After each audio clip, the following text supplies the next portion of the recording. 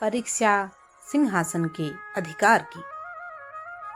कौन होगा दुष्ट राजा का योग्य उत्तराधिकारी। एक राजा था और उसकी अनेकों रानियां थी। राजा धूर्त था और रानियां दुष्ट प्रकृति की थी। सभी रानियां एक दूसरे से ईर्ष्या करती थी।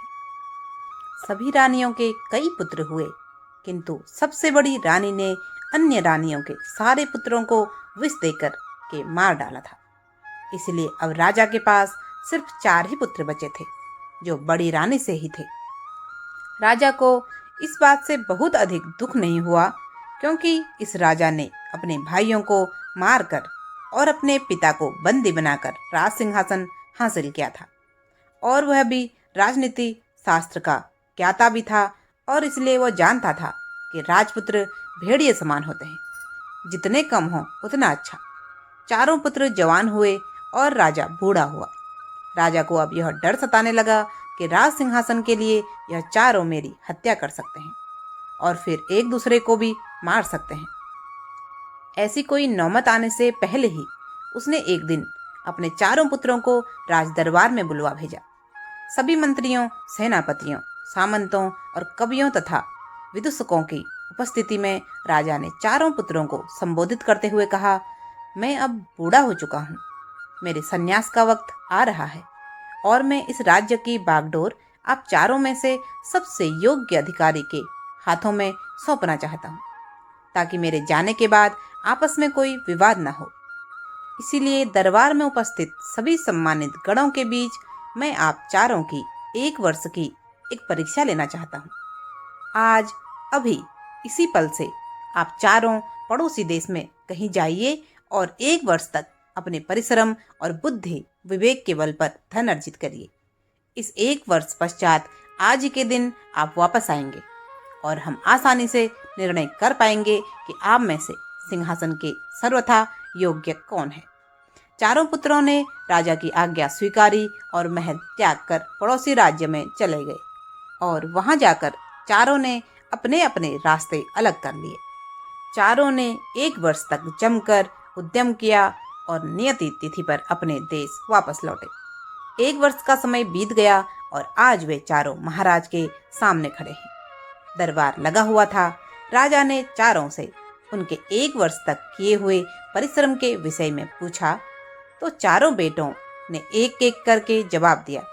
सबसे पहले सबसे बड़ा बेटा बोला, पिताजी, जब मैं दूसरे राज्य पहुंचा तो मैंने विचार किया कि राजा के लिए ईमानदारी एक आवश्यक गुण है। इसलिए मैं एक व्यापारी के यहाँ गया और उसके यहाँ बोरे ढोने का काम करने लगा। पीठ पर मैंने 1 वर्ष तक बोरे ढोने का परिश्रम किया और ईमानदारी से धन कमाया। मजदूरी में से बचाई हुई यह 100 स्वर्ण मुद्राएं मेरे पास हैं। मेरा विश्वास है कि ईमानदारी और परिश्रम ही राजा के लिए सबसे आवश्यक गुण है, और मुझ में यह गुण है, इसलिए राज सिंहासन का अधिकारी मैं हूँ। राजा ने सारी बातें ध्यानपूर्वक सुनी। दरबार में मौजूद सभी लोगों ने जोरदार तालियां बजाई। अब राजा ने दूसरे पुत्र को संकेत किया तो वह हाथ जोड़कर बोला, पिताजी, मैंने राज्य से निकलने पर सोचा कि मैं राजकुमार हूँ, क्षत्रिय हूँ, और क्षत्रिय बाहुबल पर भरोसा करता है। इसलिए पड़ोसी राज्य में जाकर मैं डाकुओं से मिल गया और अपना गिरोह बनाया। मैं लूट मार करने लगा। धीरे धीरे मुझे राज्य कर्मचारियों का सहयोग मिलने लगा और मेरा काम खूब चलने लगा। बड़े भाई जिस व्यापारी के यहाँ काम करते थे, उसके यहाँ भी मैंने 2 बार डाका डाला था और पूरे साल 1 लाख स्वर्ण मुद्राएं कमाई। मेरा विश्वास है कि राजा को साहसी और लुटेरा होना चाहिए, तभी वह राज्य का विस्तार कर सकता है। यह दोनों गुण मुझ में हैं। मैं ही राजगद्दी का अधिकारी हूँ। सब लोग एक दूसरे का मुंह देखने लगे, किंतु 1 लाख स्वर्ण मुद्राएं देखते ही जोर जोर से दूसरे राजकुमार के लिए तालियां बजाने लगे। राजा का संकेत पाकर तीसरा राजकुमार बोला, पिताजी, मैंने उस राज्य में जाकर व्यापार किया। राजधानी में मेरी बहुत बड़ी दुकान थी। मैंने घी में मूंगफली का तेल और शक्कर में रेत मिलाकर भेजा। मैंने राजा से लेकर मजदूर तक सभी को साल भर अपना मिलावटी घी शक्कर खिलाया। राज कर्मचारी भी मुझे पकड़ते नहीं थे, क्योंकि उन सबको मैं मुनाफे में से हिस्सा दे दिया करता था। एक बार स्वयं राजा ने मुझसे पूछा कि शक्कर में यह रेत जैसा क्या मिला रहता है। मैंने उत्तर दिया, हे महाराज, यह विशेष प्रकार की उच्च कोटि की खदानों से प्राप्त शक्कर है, जो केवल राजा महाराजाओं के लिए मैं विदेश से मंगाता हूँ। यह सुनकर राजा बड़े खुश हुए। बड़े भाई जिस सेठ के यहाँ बोरे ढोते थे, वह भी मेरा मिलावटी घी और शक्कर ही खाता था, और मजले भैया का पूरा लुटेरों का गिरोह भी मेरा ही घी शक्कर खाता था। पिताजी, मुझे विश्वास है कि राजा को बेईमान और धूर्त होना चाहिए, तभी उसका राज टिक सकता है। सीधे साधे राजा को कोई एक दिन भी नहीं टिकने देगा। मुझ में राजा के दोनों गुण हैं, इसलिए राजगद्दी का अधिकारी मैं ही हूँ। मेरी 1 वर्ष की कमाई 10 लाख स्वर्ण मुद्राएं हैं। सारे दरबारी एक बार फिर घबराहट के मारे एक दूसरे का मुंह ताकने लगे, किंतु 10 लाख स्वर्ण मुद्राएं सुनते ही उन्होंने जोर जोर से तालियां पीटी। राजा ने सबसे छोटे बेटे की ओर देखा। उसकी वेशभूषा तीनों भाइयों से अलग थी। वह बहुत ही सादे और मोटे कपड़े पहना हुआ था। उसके पांव में जूते नहीं थे और सिर भी नंगा था। उसके मुख पर बड़ी प्रसन्नता और आंखों में बड़ी करुणा थी। वह बोला, पिताजी, मैं जब दूसरे राज्य पहुंचा तो मुझे पहले तो समझ नहीं आया कि मैं क्या करूं। कई दिन तक मैं भूखा प्यासा भटकता रहा। चलते चलते एक दिन एक अट्टालिका के सामने पहुंचा। उस पर लिखा था सेवा आश्रम। भूख प्यास से व्याकुल भोजन की उम्मीद में मैं भीतर गया तो वहां 3-4 आदमी बैठे ढेर के ढेर स्वर्ण मुद्राएं गिन रहे थे। मैंने उनसे पूछा, भद्रो, तुम्हारा धंधा क्या है? उनमें से एक बोला, त्याग और सेवा। मैंने कहा, भद्र, त्याग और सेवा तो धर्म है, यह धंधे कैसे हुए? वह आदमी चिढ़कर बोला, तेरी समझ में यह बात नहीं आएगी, चल अपना रास्ता नाम। स्वर्ण मुद्राओं का ढेर देखकर मैंने एक बार फिर पूछा, भद्रो, तुमने इतना स्वर्ण कैसे इकट्ठा किया? वह आदमी फिर बोला, धंधे से। मैंने पूछा, कौन से धंधे से?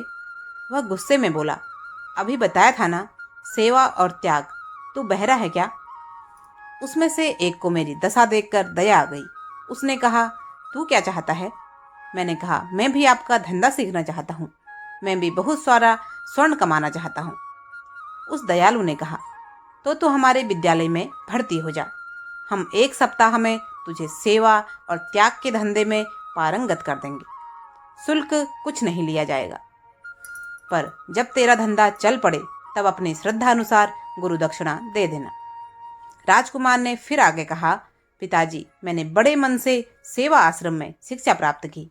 मैं वहाँ राजसी ठाट बाट में रहता, सुंदर वस्त्र पहनता, सुस्वादु भोजन करता, सुंदरियां पंखा झलती, सेवक हाथ जोड़ सामने खड़े रहते, और मैं इस कला में पारंगत हो गया। बस इसके बाद मैंने मानव सेवा का धंधा खोल दिया। प्रचार कर दिया कि मानव मात्र की सेवा करने का बीड़ा हमने उठाया है। हमें समाज की उन्नति करनी है, देश को आगे बढ़ाना है। गरीबों, भूखों, नंगों, अपाहिजों की हमें सहायता करनी है।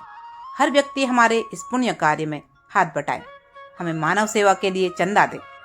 पिताजी, उस राज्य के निवासी बड़े भोले हैं। ऐसा कहने से वे हमें चंदा देने लगे। घी और शक्कर बेचने वाले मजले भैया से भी मैंने चंदा लिया था। बड़े भैया के सेठ से भी मैंने चंदा लिया था, और खुद बड़े भैया ने भी पेट काट कर 2 स्वर्ण मुद्राएं मुझे चंदे में दी। लुटेरे भाई ने भी मेरे चेलों को 1 सहस्त्र मुद्राएं दी थी, क्योंकि एक बार राजा के सैनिक जब उन्हें पकड़ने आए तो उसे आश्रम में मेरे चेलों ने छुपा लिया था। छोटे राजकुमार ने आगे बताया, पिताजी, राज्य का आधार धन है। राजा को प्रजा से धन वसूल करने की विद्या आनी चाहिए। प्रजा से प्रसन्नतापूर्वक धन खींच लेना राजा का आवश्यक गुण है। उसे बिना चाकू लगाए खून निकालना आना चाहिए। मुझ में यह गुण है, इसलिए मैं ही राजगद्दी का अधिकारी हूँ। मैंने इस साल में चंदे से 20 लाख स्वर्ण मुद्राएं कमाई हैं, जो मेरे पास हैं। 20 लाख स्वर्ण मुद्राएं सुनकर सारे दरबारियों की आंखें फटी की फटी रह गई। तब राजा ने मंत्री से पूछा, मंत्री जी, आप ही बताएं कि चारों में से कौन सा कुमार राजा होने के सर्वथा योग्य है? मंत्री बोले, महाराज, इसे सारी राजसभा समझती है कि सबसे छोटा कुमार ही सबसे योग्य है। उसने एक साल में 20 लाख स्वर्ण मुद्राएं इकट्ठी तो की ही हैं। उसमें अपने गुणों के सिवा शेष तीनों कुमारों के गुण भी हैं। बड़े भाई जैसा परिश्रम उसके पास है। दूसरे कुमार के समान वह साहसी और लुटेरा भी है। तीसरे के समान बेईमान और धूर्त भी। अतएव उसे ही राजगद्दी दी जाए। मंत्री की इस बात से राजा समेत सभी लोग सहमत दिखाई दिए और राजसभा ने जोरदार ताली बजाई। अगर आज की हमारी कहानी आपको पसंद आई तो कृपया इसे लाइक करें, ज़्यादा से ज़्यादा लोगों के साथ शेयर करें। चाहे कैसी भी कहानी हो, धार्मिक कहानी हो या पौराणिक कहानी हो, इतिहास के पन्नों से खोजी हुई कहानी हो या साहित्य के समुद्र में से कोई अनमोल मोती, हर तरह की कहानी सुनने के लिए सब्सक्राइब करिए वॉइस ऑफ गुड़िया चैनल को। साथ ही बेल आइकन अवश्य प्रेस करें। आपका बहुत बहुत धन्यवाद। जय जय श्री राम।